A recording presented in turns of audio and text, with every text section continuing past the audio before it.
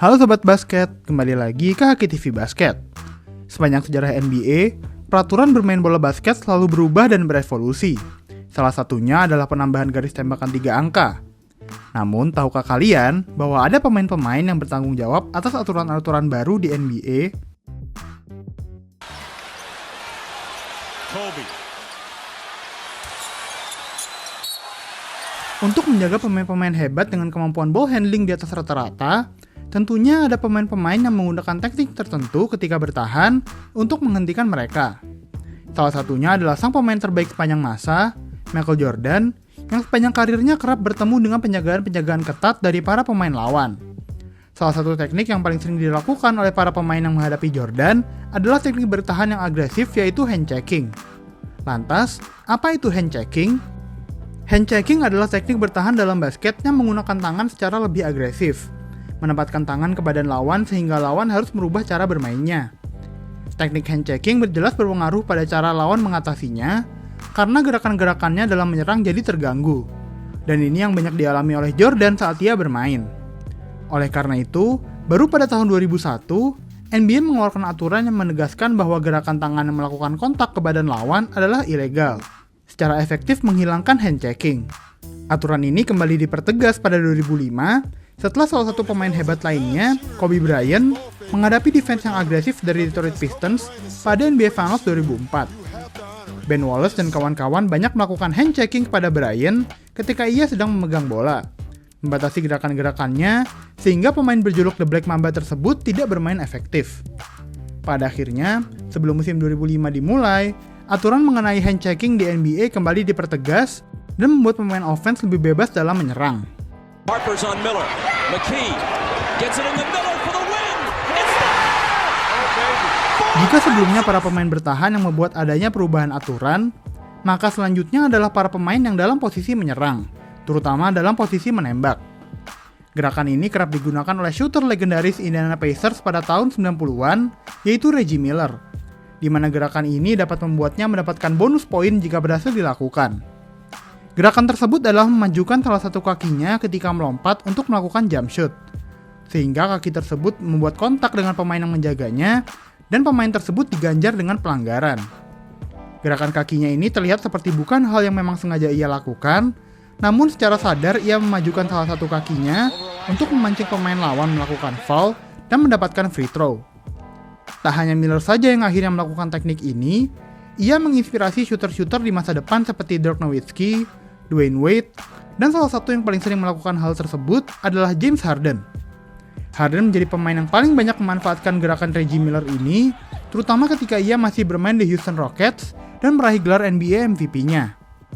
Baik Miller maupun Harden tak diragukan lagi memang para penembak yang hebat, namun NBA tak ingin ada pemain yang mengeksploitasi aturan bermain dan mendapat banyak free throw dalam satu game. Oleh karena itu, pada tahun 2022, jauh setelah Miller pensiun dan menjadi seorang komentator, masih ada warisannya di atas lapangan yang banyak disebut-sebut sebagai aturan Reggie Miller. Aturan tersebut menegaskan bahwa setiap pemain yang sedang melakukan tembakan jump shot tidak boleh memajukan salah satu kakinya untuk membuat kontak dengan pemain bertahan. Jika penembak tersebut melakukan teknik itu, maka pemain tersebut akan diganjar dengan offensive foul, alih-alih defensive foul untuk pemain bertahan, seperti saat aturan tersebut belum diterapkan.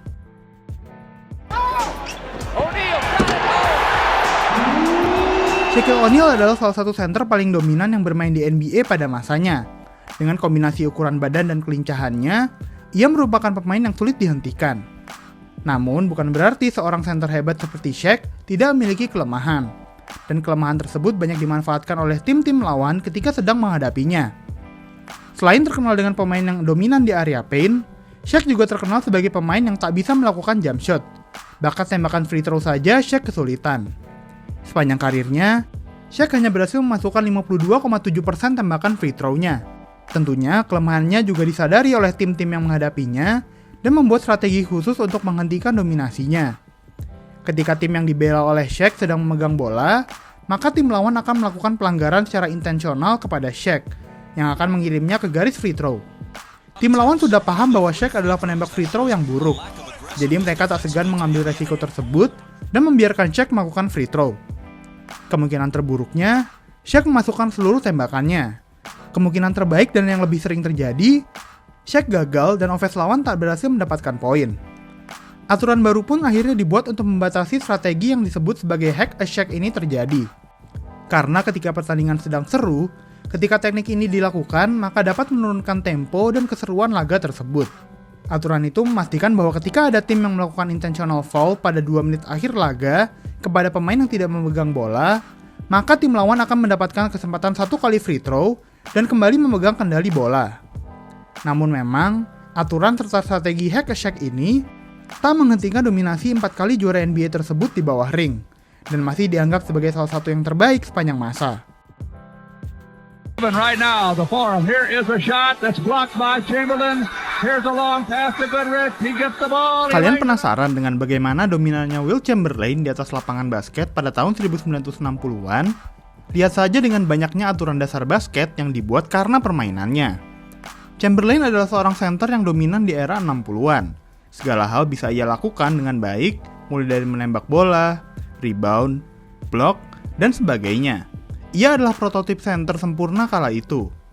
Atletisismenya, badannya yang tinggi dan kuat, serta kemampuan dasar yang hebat membuat para pemain lawan sulit menjaganya. Dan banyak trik-trik yang bisa ia gunakan selama bermain basket. Memanfaatkan tinggi badannya tersebut, Chamberlain kerap membantu rekan setimnya untuk memasukkan bola ke ring, dengan cara mengambil bola yang tengah ditembak. Kalian tidak pernah melihat hal tersebut di basket modern?